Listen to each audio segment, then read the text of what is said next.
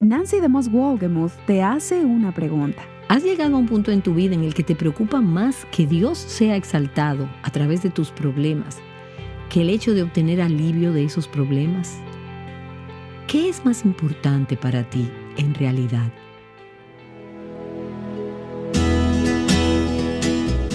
Estás escuchando Aviva Nuestros Corazones con Nancy DeMoss Wolgemuth, autora del libro Rendición, el corazón en paz con Dios, en la voz de Patricia de Saladí. Hoy, 6 de agosto de 2026.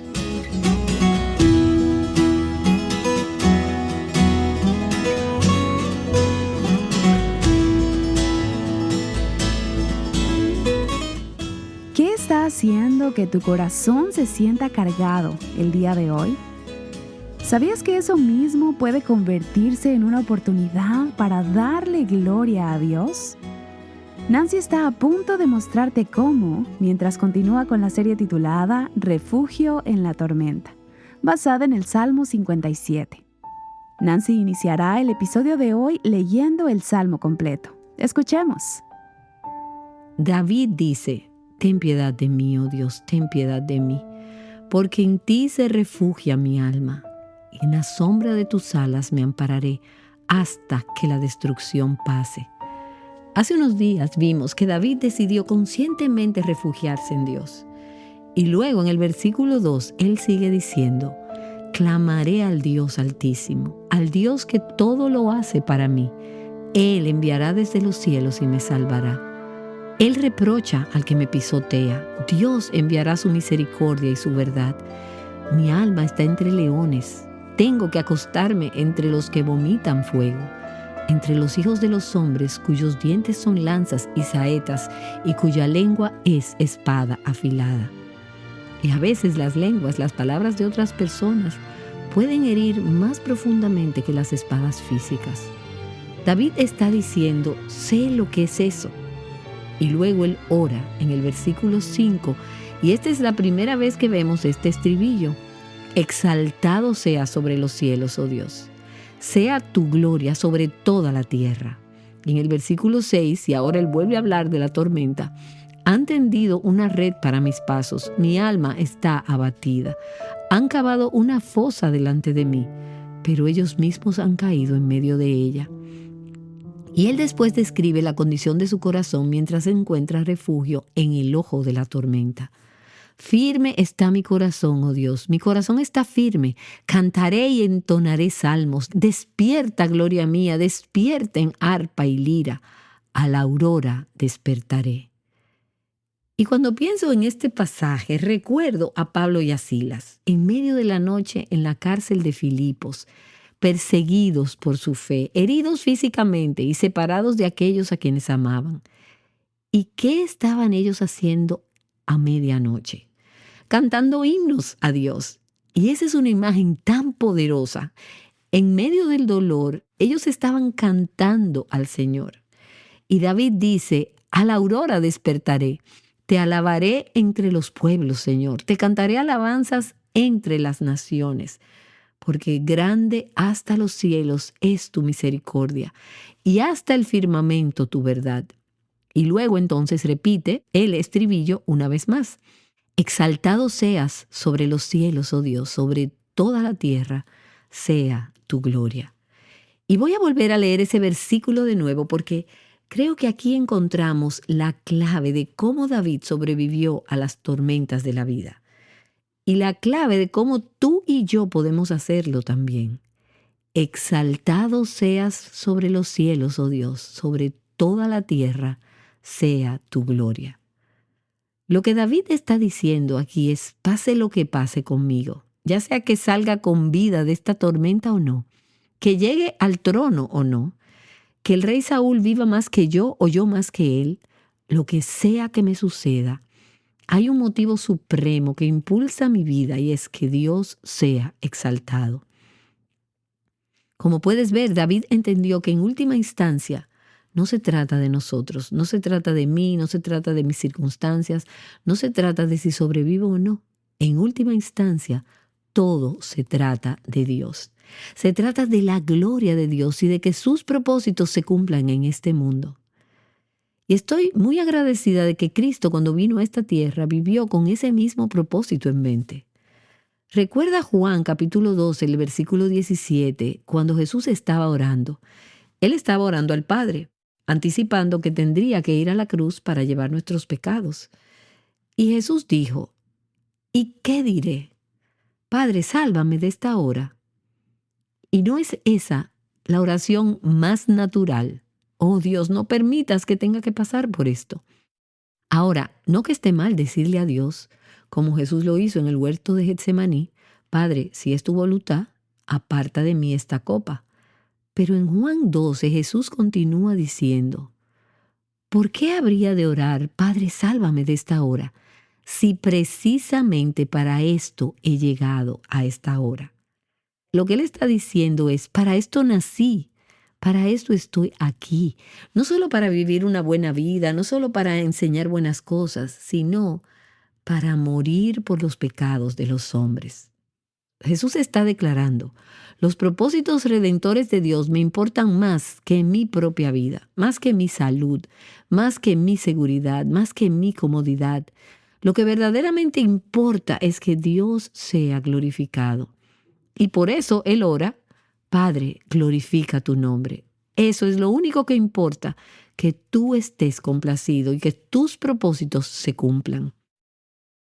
Y cuando oras esa oración, puedes estar segura de algo maravilloso. Dios no solo la oye, sino que la responderá, porque su palabra afirma que Él será exaltado. Por eso leemos en el Salmo 46, estén quietos y sepan que yo soy Dios. Exaltado seré entre las naciones, exaltado seré en la tierra. Suelta, deja de esforzarte, descansa y reconoce que Él es Dios. Y Él dice, seré exaltado entre las naciones. Llegará el día en que toda rodilla se doblará y toda lengua confesará que Jesucristo es Señor. Él será exaltado. Y la pregunta es esta. ¿Tu impulso en la vida es ver a Dios glorificado o que tus circunstancias se vuelvan más llevaderas? ¿Has llegado al punto en tu vida en que te preocupa más que Dios sea magnificado a través de tus problemas que el hecho de obtener alivio de esos problemas? ¿Qué es lo que realmente importa para ti? Ahora, de manera natural, lo que más nos importa es obtener alivio, salir del problema. Alivio del problema, resolverlo. Vivimos en una sociedad de soluciones rápidas.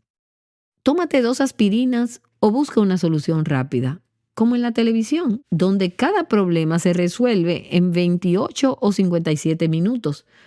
Pero la vida no funciona así. Nuestro instinto natural es querer escapar del problema, arreglarlo rápidamente. Sin embargo, tenemos que llegar al punto en que nos importe aún más que Dios sea glorificado a través de nuestros problemas, a través de nuestras circunstancias. Así que permíteme animarte mientras piensas en la tormenta que estás atravesando ahora mismo, a que te hagas esta pregunta. ¿Cómo podrían mis desafíos actuales, cómo podrían mis circunstancias presentes, las que estoy viviendo hoy, convertirse en un medio para que Dios reciba mayor gloria? ¿Cómo puedo reflejar el corazón y los caminos de Dios en medio de esta situación? ¿Debería decir, Padre, líbrame de este problema? ¿O debería decir, Padre, glorifícate en este problema? John MacArthur ha dicho que una persona verdaderamente piadosa desea que la gloria de Dios sea manifestada más de lo que desea que sus propios problemas personales sean resueltos. Los 3 jóvenes hebreos le dijeron a aquel rey pagano, puedes arrojarnos al horno de fuego, puedes hacernos lo que quieras, pero no vamos a doblar nuestras rodillas porque lo que importa es que adoremos y exaltemos y glorifiquemos al Dios viviente. Nuestro Dios puede librarnos de este peligro, puede librarnos de tu horno. Puede que no, puede que muramos en esto, pero aún así está bien. Queremos que Dios sea glorificado. Y el apóstol Pablo nos dice que los sufrimientos de este tiempo presente no son dignos de ser comparados con la gloria que nos ha de ser revelada. Esos sufrimientos están produciendo para nosotros, dice Pablo, un eterno peso de gloria que sobrepasa toda comparación. Por eso Pablo nos recuerda que estas aflicciones son leves y pasajeras. Y tal vez digas, no me parecen ni leves ni pasajeras. Y es verdad, no lo parecen ahora. Pero a la luz de la eternidad veremos que Dios estaba usando esas aflicciones para traer gran gloria a sí mismo y para moldearnos a la imagen de Cristo. Y por eso Pablo pudo decir en el libro de los Hechos, en el capítulo 20, que al ir de ciudad en ciudad predicando el Evangelio, solo sabía una cosa con certeza, que enfrentaría persecución. No sabía si habría nuevos convertidos, no sabía si vería grandes resultados, pero sí sabía, porque el Espíritu Santo se lo había advertido, que en cada ciudad le esperaban prisiones y aflicciones. ¿Te imaginas tener ese llamado? Pero Pablo continúa diciendo, nada de esto me mueve, mi corazón está firme, porque no considero mi vida como algo precioso para mí mismo. Lo único que importa es terminar mi carrera con gozo y cumplir la tarea que el Señor Jesús me encomendó. Llevar el Evangelio a las diferentes ciudades, a las diferentes naciones. Lo único que importa es que el Evangelio avance. Lo único que importa es que Dios sea glorificado. Y si muero haciéndolo, está bien. Lo que importa es que Dios sea exaltado. Así que, mientras piensas en tus circunstancias, tu hogar, tu trabajo, tus problemas, tus presiones, lo que te espera cuando salgas de este lugar y regreses a tu mundo hoy, ¿clamarías con David el estribillo de este salmo? Exaltado sea sobre los cielos, oh Dios, sobre toda la tierra sea tu gloria. Oh Dios, no se trata de mí, no se trata de mi comodidad, no se trata de mi felicidad, no se trata de mi conveniencia, todo se trata de ti. ¿Cómo puedes ser glorificado a través de esta circunstancia? Y con ese propósito me rindo a ti. John Piper nos recuerda que Dios es más glorificado en nosotros cuando estamos más satisfechas en Él, sin importar la circunstancia en la que te encuentres en este momento. ¿Estás satisfecha en Cristo? ¿Le has dicho de todo corazón, Dios, tú eres suficiente? Aunque nunca salga de este foso de leones, seguiré encontrando mi plenitud en ti. Cuando estás satisfecha en Él, entonces Dios es glorificado en tu vida y sus propósitos se cumplen. Esa fue Nancy DeMoss Wolgemuth recordándonos que Dios tiene un propósito en todo lo que estás atravesando hoy. Nancy grabó este programa frente a una audiencia de mujeres y una de ellas, Kathy Helvey, acababa de pasar por un año de tormentas. Ella y su esposo Bob servían en Family Life, un ministerio que colaboró con Aviva Nuestros Corazones en los primeros años de este programa. Después de escuchar a Nancy compartir este mensaje, Kathy nos contó la siguiente historia. Tuvimos una conferencia de Family Life en Minneapolis. Yo soy de allá, así que cada año esperamos con entusiasmo poder ir con nuestros hijos, jugar en la nieve y pasar tiempo con mis padres. Habíamos tenido una semana maravillosa con ellos durante las vacaciones de primavera mientras participábamos en la conferencia. Regresamos a casa y apenas habíamos entrado cuando recibí una llamada o un mensaje que decía: Kathy, tus padres tuvieron un accidente. Llama a este número del hospital. Lo que había sucedido fue que mi papá estaba conduciendo, no vio una luz roja, giró y tuvo un accidente terrible. Mi papá partió inmediatamente a estar con el Señor. Mi mamá estuvo en cuidados intensivos durante unas 3 semanas. Yo ni siquiera había desempacado mis maletas ni las había bajado del carro. Así que entré algunas cosas más y tomé un vuelo de regreso. A comienzos de ese año había hecho un estudio bíblico sobre confiar en Dios aun cuando la vida duele. Y hasta ese momento, la vida no había dolido tanto. Pero Dios tiene una manera de prepararnos. Recuerdo que mientras estaba en el avión, pensaba en eso de confiar en Dios aun cuando la vida duele. Y en ese momento realmente estaba doliendo. Sin embargo, las verdades sobre la soberanía de Dios que recorren toda su palabra me sostuvieron de una manera que jamás hubiera podido por mí misma. Porque cuando llegué tuve que organizar el funeral, escoger cada detalle, encargarme de todo, ya que mi mamá estaba inconsciente en el hospital.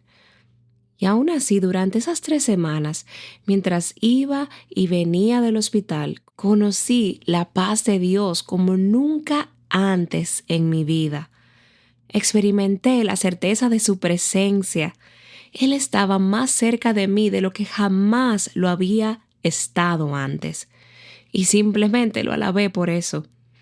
Así que fueron 3 semanas yendo y viniendo del hospital con mi mamá sabiendo que Dios es soberano, que Dios había escogido ese mismo día para llevarse a mi amado papá a su presencia en el cielo, que nada podría haber evitado ese accidente, que no fue simplemente un accidente, sino parte de la soberanía de Dios y que había llegado el momento de mi papá de ir a estar con el Señor a quien amó toda su vida.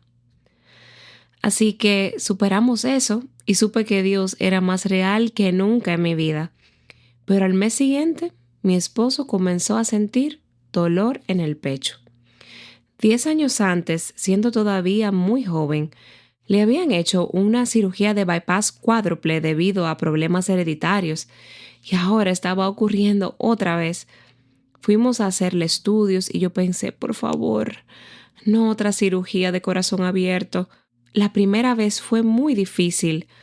Recuerdo que el cardiólogo dijo, ¿ve esto y esto? Vamos a tener que operar de nuevo. Y Katy, esta segunda vez, siendo sincero, es más riesgosa. Necesitas saberlo. Recuerdo haber pensado, está bien, Dios es soberano si pierdo a mi esposo. Desde aquella primera crisis cardíaca, siempre había tenido ese pensamiento en el fondo de mi mente. Voy a perder a Bob algún día, voy a perder a Bob por su corazón. Y ahora estábamos enfrentándolo otra vez. Curiosamente, no tenía la misma paz que me rodeó durante el funeral de mi papá y todo ese proceso. Esta vez estaba nerviosa, tenía miedo, no pude dormir esa noche. Este es mi esposo, esta es mi vida. Y sin embargo, fue como si el Señor me dijera, Katy, si decido llevármelo, sabes que estaré contigo. Estaré contigo como nunca antes lo he estado y te sostendré. Esa fue Katy Helby en una grabación del año 2001. El Señor sostuvo a la familia Helby y la cirugía salió bien, pero vendrían más tormentas. Mañana escucharemos a Katy compartir más de su historia. En ese momento nadie lo sabía, pero Katy estaba a punto de enfrentar otra gran tormenta. En el año 2010 partió para estar con el Señor después de una batalla de 4 años contra la leucemia. Durante esos años animó a muchas personas y señaló constantemente a otros hacia el Señor. Y finalmente experimentó a Dios como su refugio definitivo en la tormenta al entrar en su presencia. Aquel día, en el año 2001, después de que Katy compartiera parte de su historia, Nancy respondió con estas palabras. Mientras Katy compartía, pensé en 2 pasajes. Uno de ellos está en los Salmos, en el Salmo 66. Es un salmo de alabanza, pero también es un salmo que reconoce la realidad de vivir en este mundo caído. Y él comienza alabando a Dios por sus obras maravillosas. Y dice, aclamen con júbilo a Dios, habitantes de toda la tierra. Canten la gloria de su nombre. Hagan gloriosa su alabanza. Digan a Dios cuán portentosas son tus obras. Por la grandeza de tu poder, tus enemigos fingirán que te obedecen.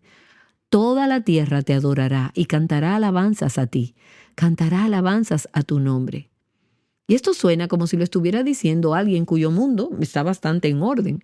Pero espera. Mira lo que dice el versículo 5. Vengan y vean las obras de Dios, admirable en sus hechos a favor de los hijos de los hombres. Convirtió el mar en tierra seca, cruzaron el río a pie. Regocijémonos allí en él. Él domina con su poder para siempre. Y eso es soberanía. Sus ojos velan por las naciones, no se enaltezcan los rebeldes. Eso es soberanía. Y por cierto, antes de que llegue la crisis, asegúrate de que tu teología esté bien fundamentada. Asegúrate de conocer a Dios, porque si no lo conoces, cuando venga la crisis, cuando llegue el fuego, cuando vengan las aguas, y de eso vamos a leer en un momento, no tendrás dónde afirmarte. Así que asegúrate de conocer a Dios, de saber quién es Él realmente. Cada día tú y yo necesitamos abrir este libro y decir: Dios, muéstrame quién eres, muéstrame cómo eres, enséñame tus caminos. Y esa es una oración que hago casi todas las mañanas. Escucha lo que dice el Salmo 25, el versículo 4. Señor, muéstrame tus caminos, enséñame tus sendas, guíame en tu verdad y enséñame, porque tú eres el Dios de mi salvación. En ti espero todo el día. Acuérdate, oh Señor, de tu compasión y de tus misericordias que son eternas. Y siguiendo en el Salmo 66, el versículo 7 dice: Él domina con su poder para siempre. Sus ojos velan sobre las naciones. Y eso es sabiduría, Dios todo lo sabe. No se enaltezcan los rebeldes. Versículo 8. Bendigan, oh pueblos, a nuestro Dios y hagan oír la voz de su alabanza. Él es quien nos guarda con vida y no permite que nuestros pies resbalen. Él es nuestro protector, Él nos sostiene, Él nos preserva. Y mira ahora el versículo 10. Porque tú nos has probado, oh Dios. Este amoroso Dios nos prueba. Nos has refinado como se refina la plata. ¿Y cómo se refina la plata? Con fuego. Las impurezas tienen que ser quemadas.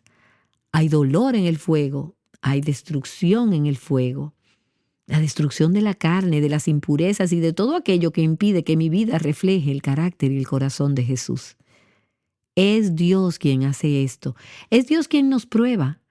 Y dice el salmista: nos refinaste como se refina la plata. Y el siguiente versículo no encaja muy bien como parte de nuestra teología, pero necesita formar parte de ella.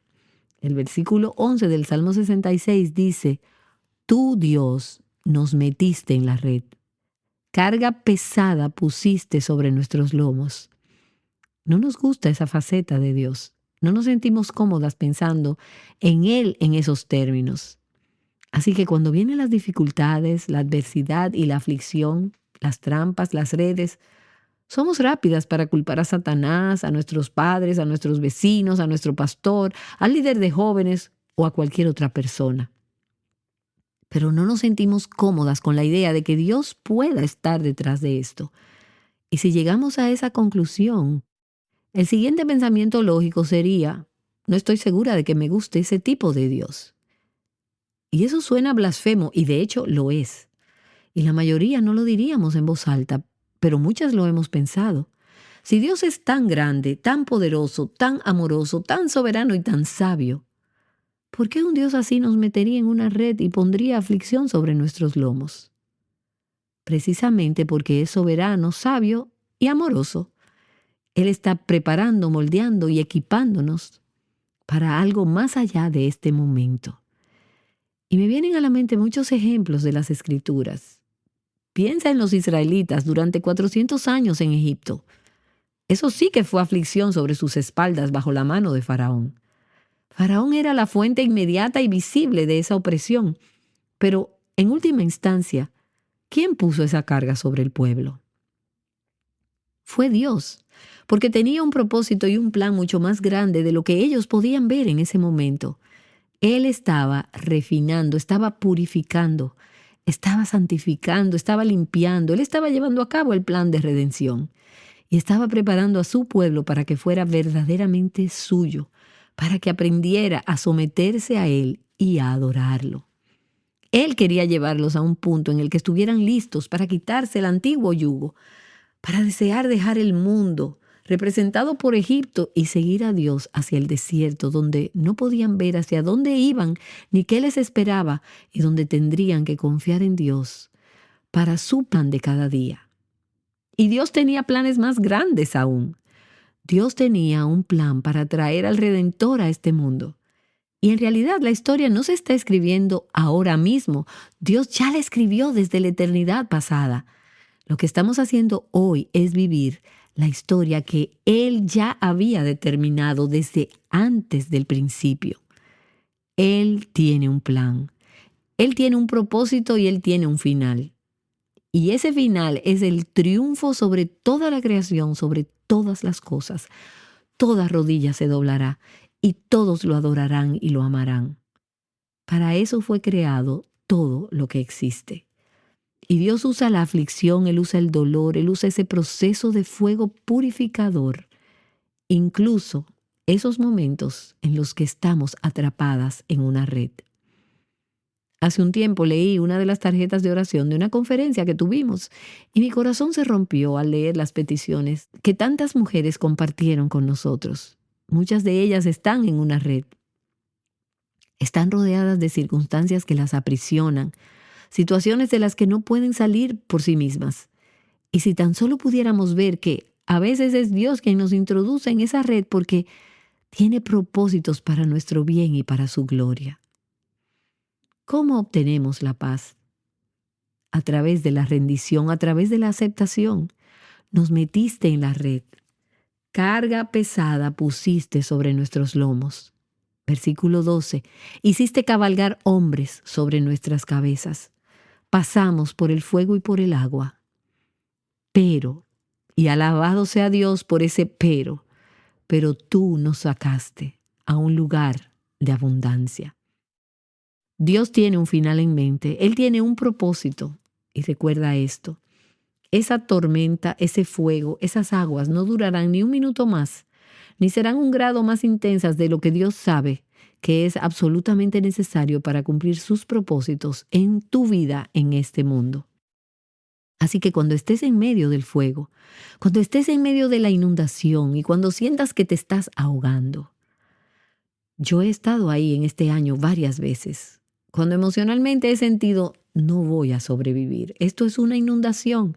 Me voy a ahogar. No voy a salir a la superficie.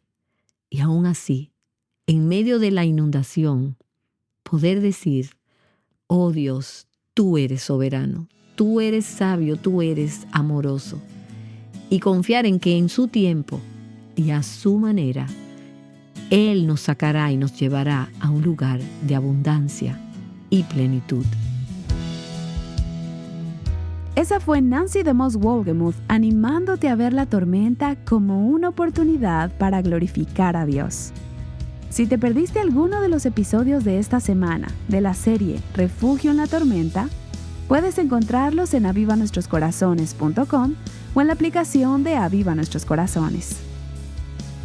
Mañana escucharemos el testimonio que Kathy Helvey grabó un tiempo antes de ir a estar con el Señor sobre la presencia de Dios en medio de sus propias dificultades. Te esperamos mañana aquí en Aviva Nuestros Corazones. Llamándote a libertad, plenitud y abundancia en Cristo, Aviva Nuestros Corazones es un ministerio de alcance de Revive Our Hearts.